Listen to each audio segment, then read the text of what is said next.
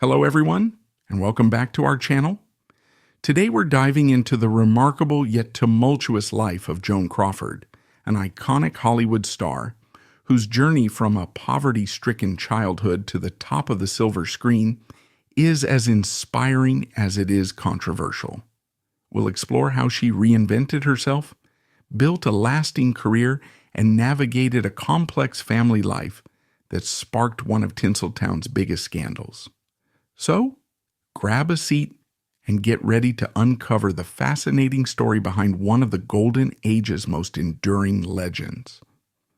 Joan Crawford was born Lucille Fay LeSueur on March 23, 1904, in San Antonio, Texas.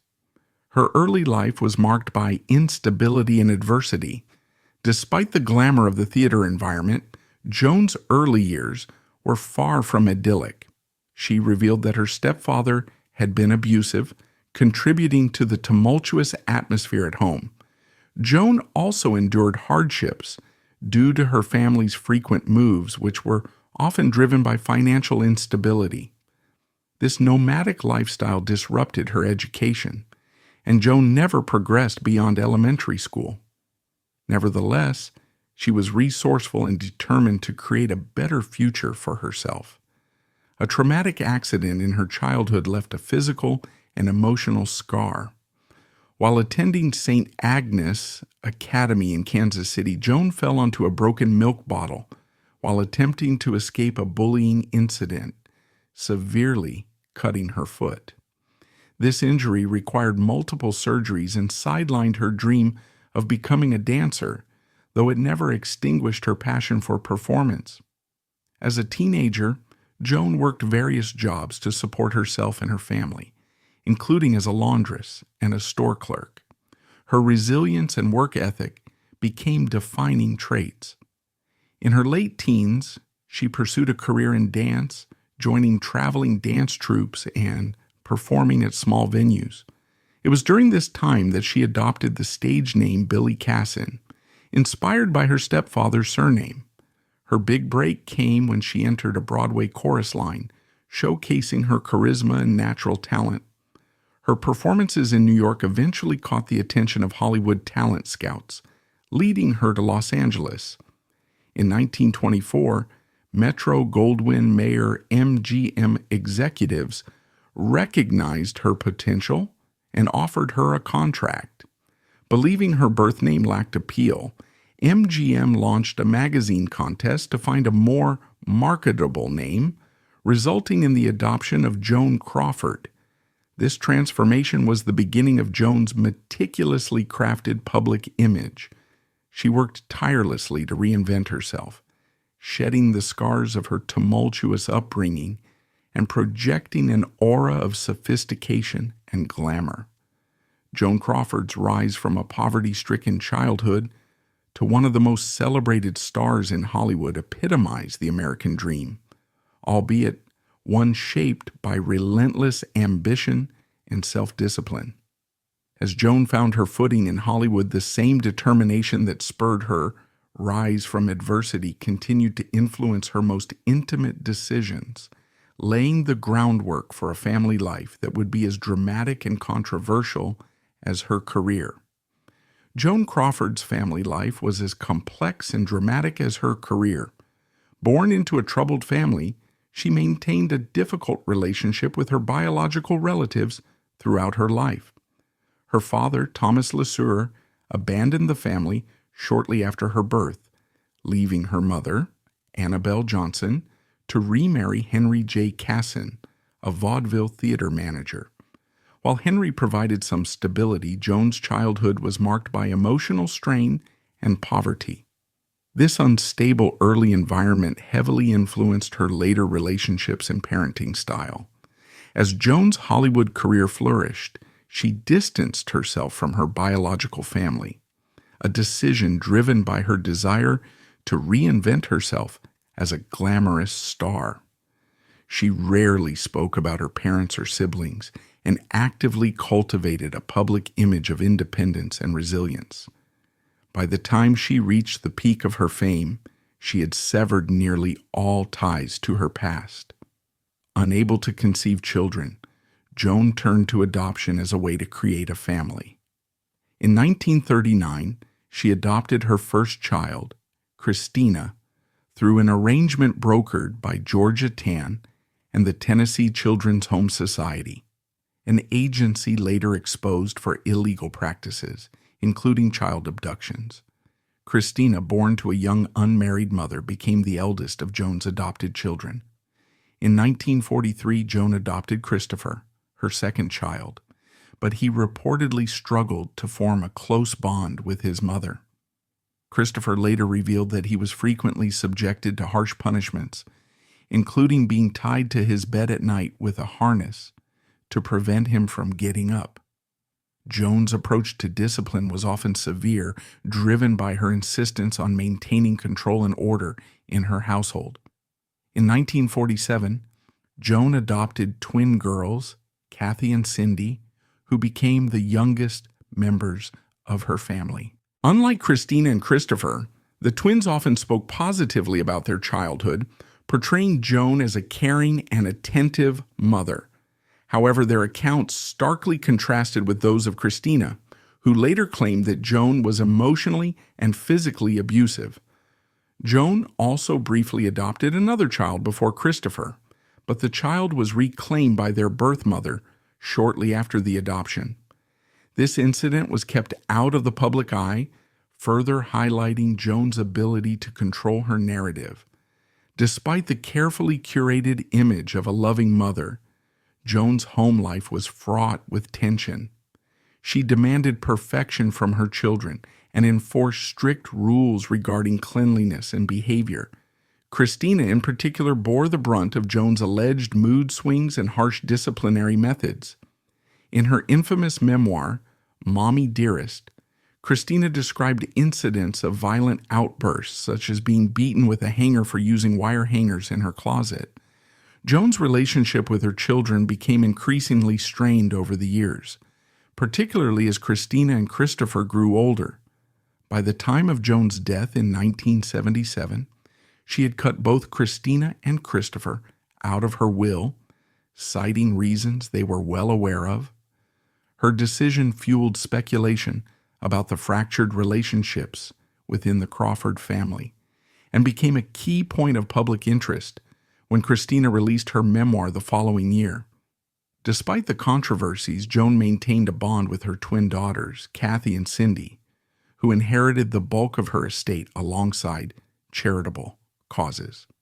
The contrasting accounts of Joan's parenting have made her family life a subject of enduring fascination and debate, reflecting the complexities of her personal and public personas.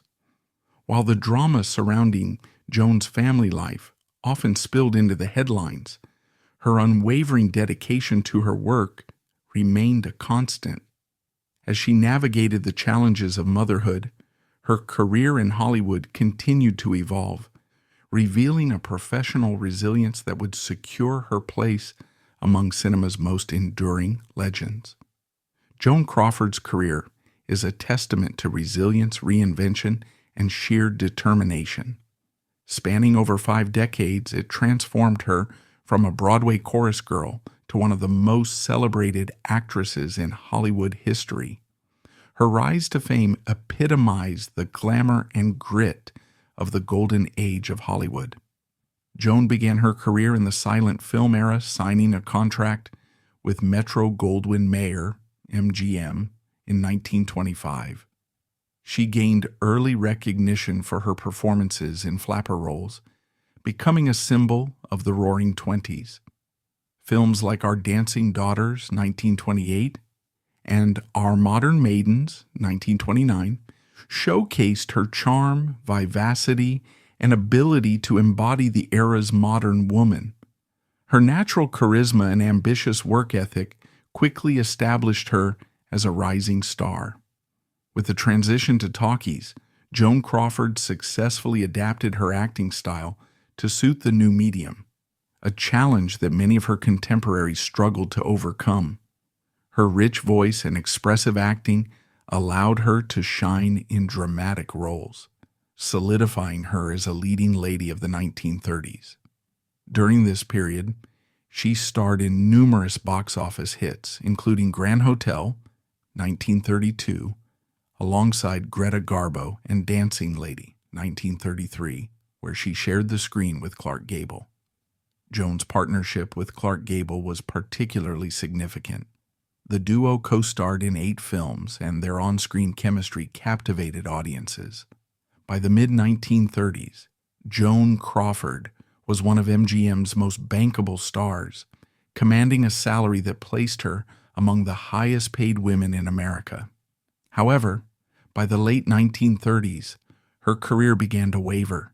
The emergence of younger actresses like Katharine Hepburn and Norma Shearer led to her being labeled box office poison in 1938 by the Independent Theater Owners Association. This declaration was a significant blow to her self-esteem and career. Determined to prove her worth, Joan left MGM in 1943 and signed with Warner Brothers, a move that marked the beginning of her professional resurgence. Her collaboration with Warner Brothers brought her one of the most defining roles of her career. In 1945, she starred in Mildred Pierce, a gripping drama about a mother's sacrifices and ambitions. The film was both a critical and commercial success, earning Joan the Academy Award for Best Actress. This triumph revitalized her career and solidified her status as a dramatic powerhouse.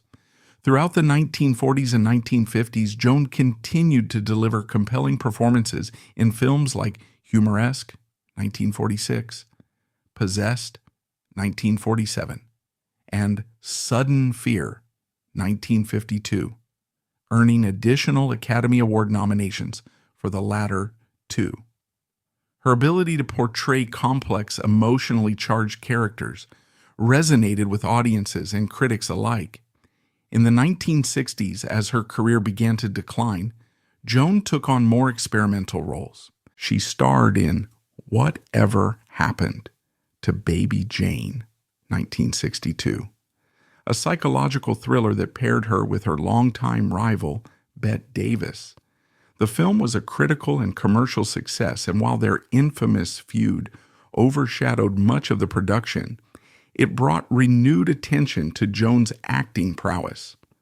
Joan also ventured into television, appearing in guest roles on popular shows such as The Twilight Zone and The Virginian. Her willingness to adapt to changing trends in the entertainment industry showcased her enduring commitment to her craft.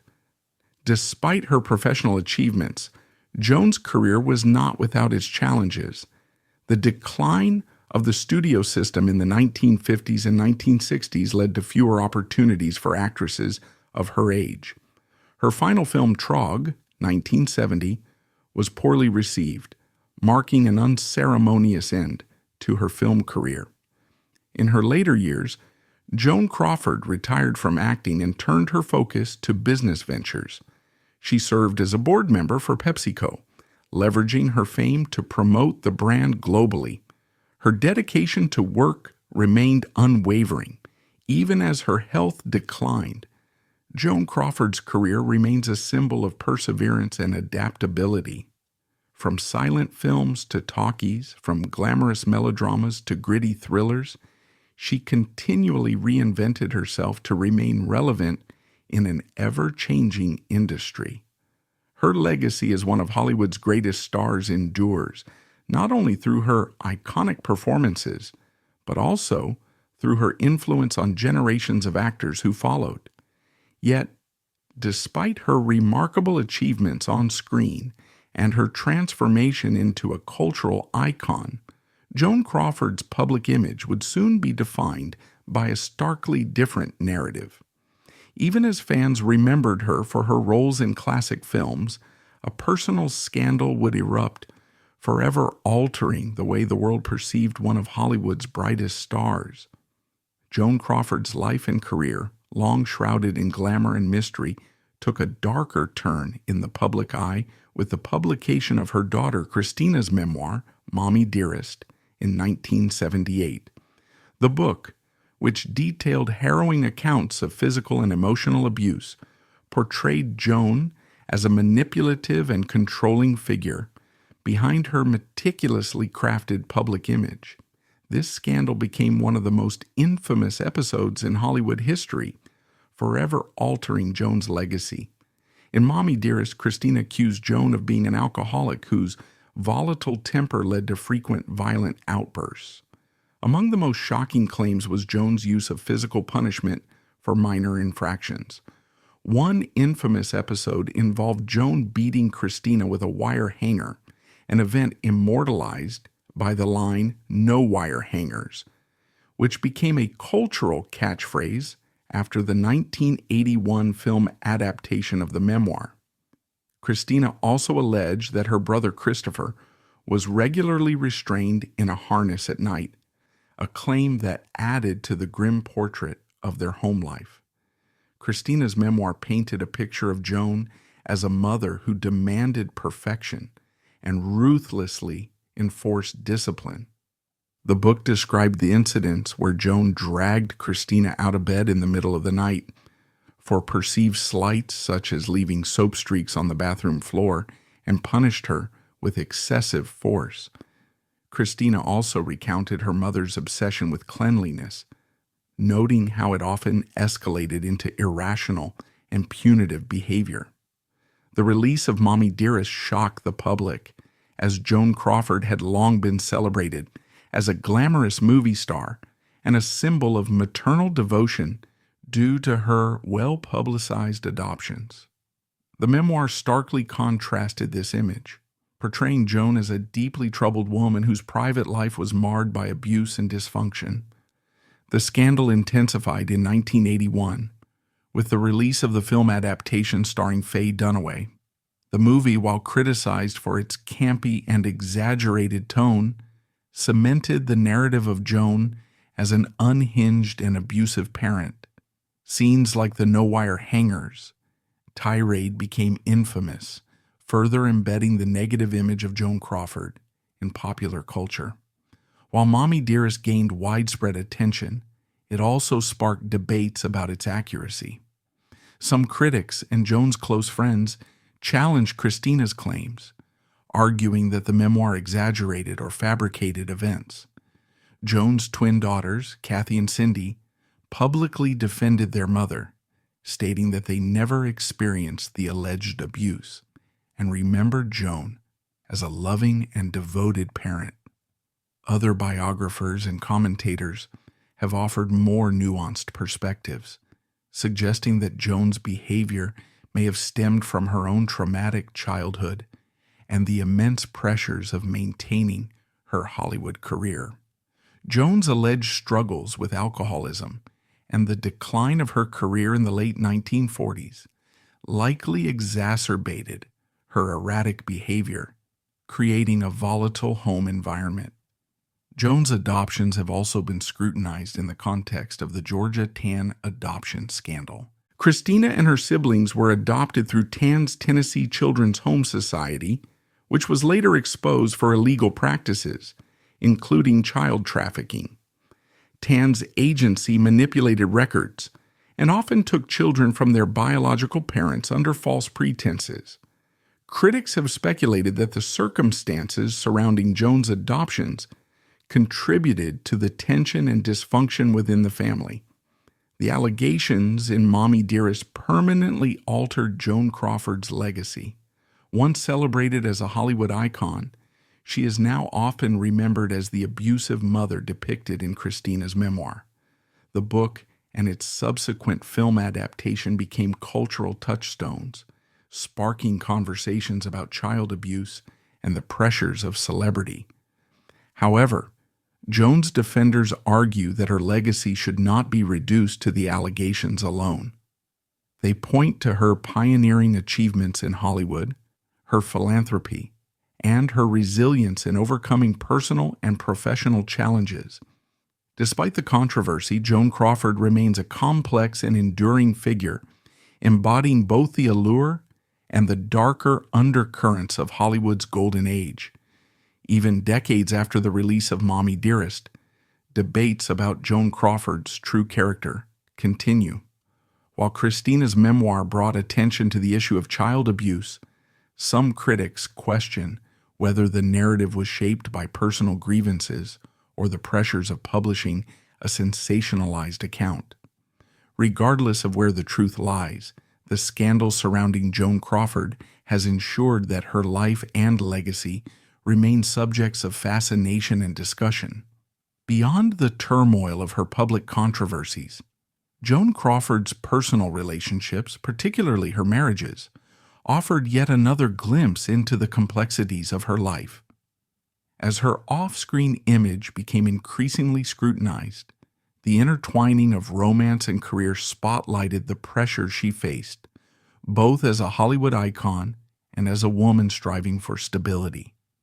Joan Crawford's romantic life, marked by 4 marriages and numerous high-profile relationships, reflected both the glamour of her Hollywood stardom and the challenges of balancing personal fulfillment with her demanding career. Each marriage provided a glimpse into her complex personality and her struggles to maintain intimacy amidst the pressures of fame. 1. Douglas Fairbanks Jr., 1929 to 1933.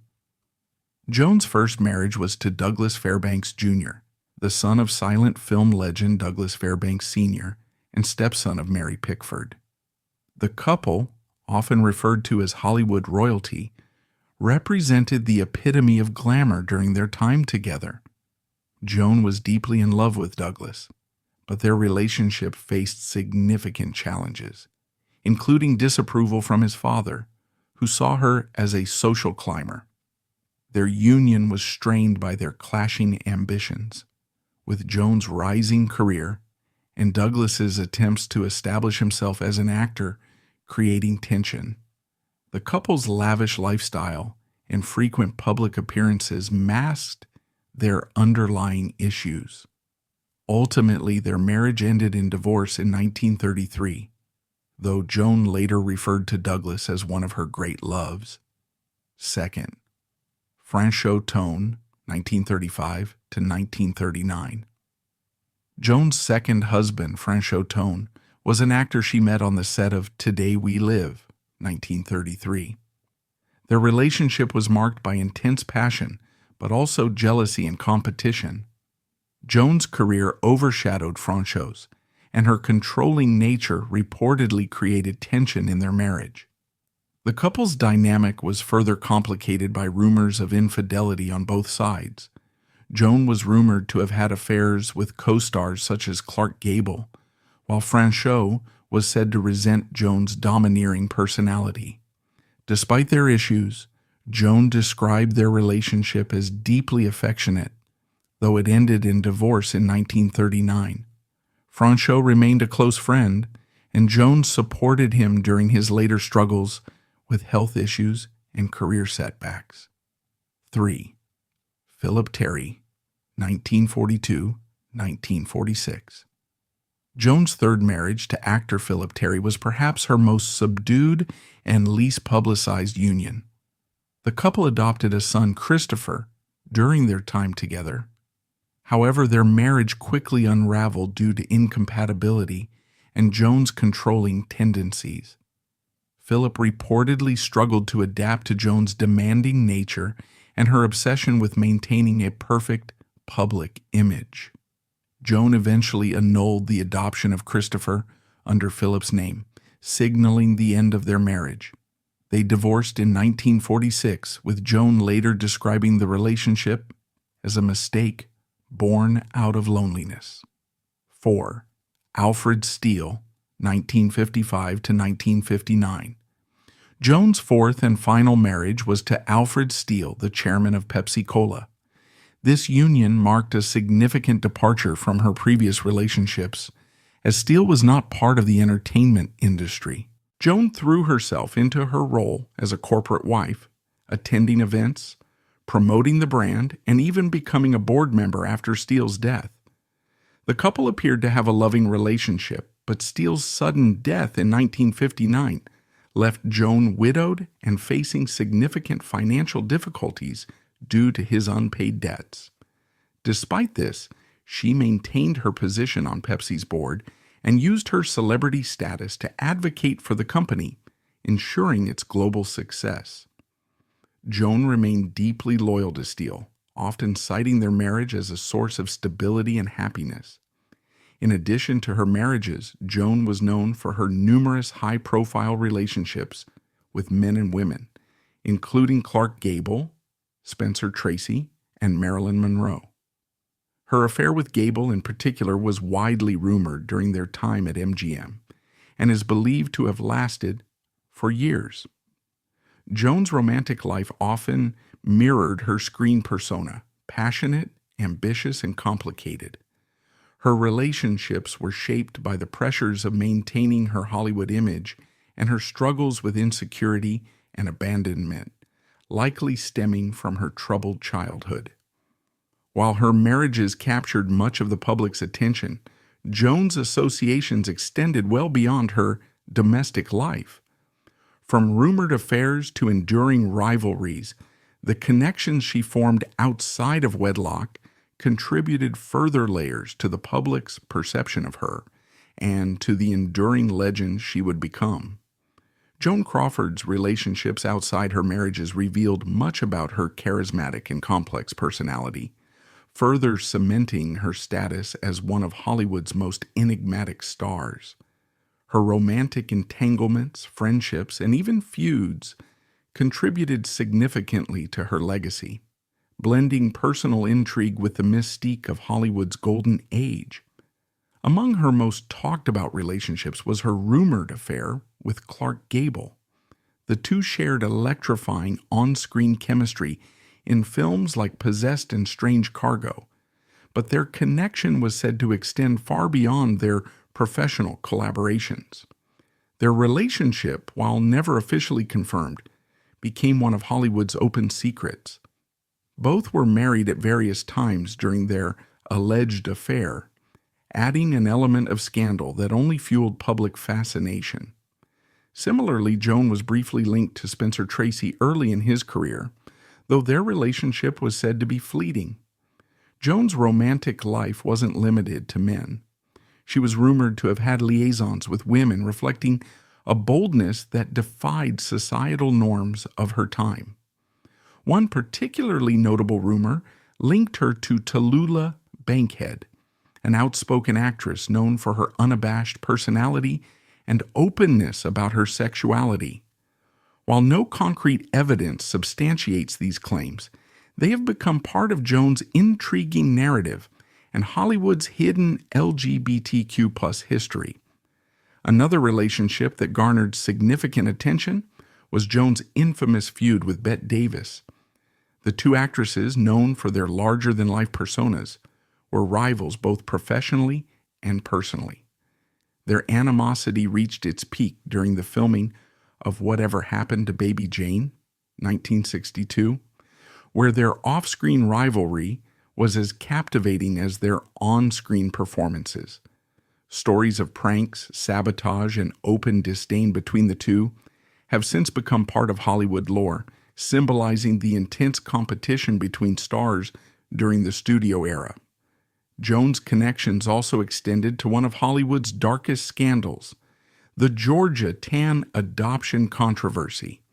Through the Tennessee Children's Home Society, Joan adopted Christina, Christopher, and twins Kathy and Cindy. Georgia Tan's organization, later exposed for child trafficking and illegal adoptions, facilitated these adoptions, raising questions about the circumstances under which Joan's children were placed with her. Although there is no evidence that Joan was aware of Tan's illegal practices, the association added another layer of complexity to her already controversial public image. Beyond her romantic and family ties, Joan maintained a network of powerful friendships and alliances within the entertainment industry. Her relationship with Louis B. Mayer, the head of MGM, was a prime example of her ability to navigate Hollywood's complex power dynamics. While their professional relationship was occasionally strained, Joan's charm and determination ensured her place as one of MGM's leading stars. She also moved in elite social circles during her marriage to Douglas Fairbanks Jr., mingling with Hollywood royalty like Douglas Fairbanks Sr. and Mary Pickford, even though they reportedly disapproved of her. Yet while these multifaceted relationships continued to shape her reputation, the final chapter of Joan Crawford's life, culminating in her passing, would cast her legacy in a new light, reigniting debates about her true character and preserving her fame well beyond the era she helped define. Joan Crawford passed away on May 10, 1977, at her Manhattan apartment in the Lenox Hill area of New York City. The cause of death was officially listed as a heart attack, though some reports suggest she had been battling pancreatic cancer in her later years. Her age at the time of her death remains a topic of debate, as Joan had often obscured her birth year, with varying accounts suggesting she was either 69, 72, or 73 years old. In the years leading up to her death, Joan had retreated from public life. Her health had declined, and she reportedly struggled with mobility issues and the effects of arthritis. Ever conscious of her appearance, she avoided public appearances after 1974, stating, "If you can't look your best, you don't belong in front of the camera." This statement reflected Joan's lifelong commitment to maintaining her image as a glamorous Hollywood star, even in the face of personal challenges. Joan's passing marked the end of an era, but it was far from the end of her story. Her will, revealed shortly after her death, ignited controversy.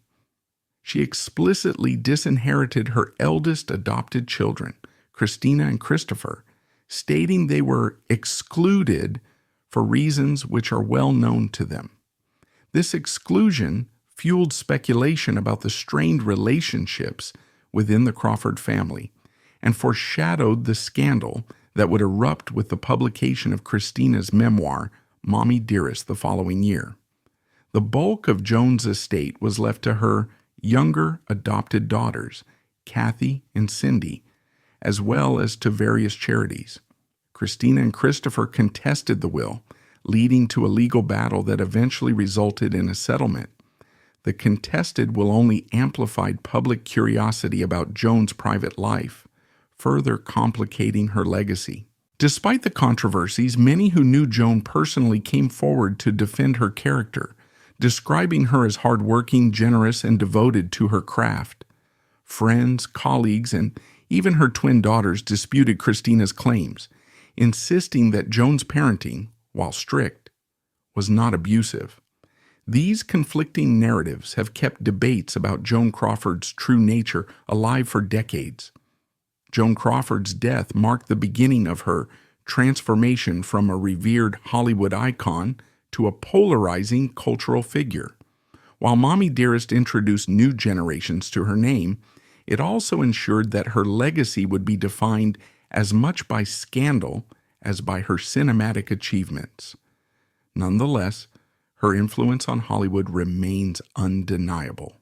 She left behind a body of work that continues to be celebrated, including her performances in classics like Mildred Pierce, Whatever Happened to Baby Jane, and Possessed.